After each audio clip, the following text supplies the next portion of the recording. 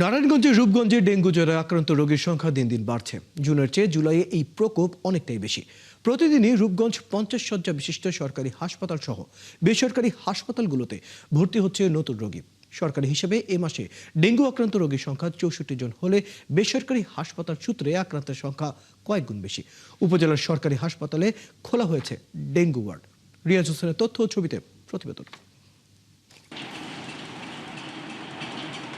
শিল্পাঞ্চল খ্যাত নারায়ণগঞ্জের রূপগঞ্জ একটি ঘনবসতিপূর্ণ এলাকা।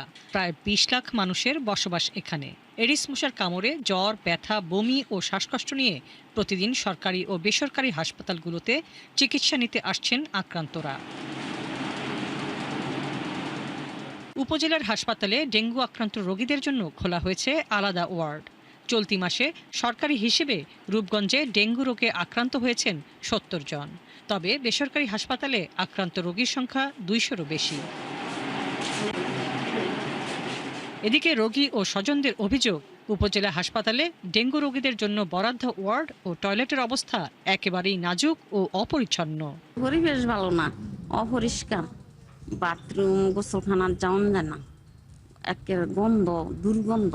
নাপা ছাড়ার বাকি ওষুধ ওইখান বাইরে থেকে কিনে নিয়ে তো হয়। সেবার মান আসলে সরকারি হাসপাতাল যেরকম এরকম। এ বিষয়ে রূপগঞ্জ উপজেলার স্বাস্থ্য ও পরিবার পরিকল্পনা কর্মকর্তা বলেন, ঘনবসতিপূর্ণ এলাকা হওয়ায় ডেঙ্গু আক্রান্ত রোগীর সংখ্যা কিছুটা বেশি।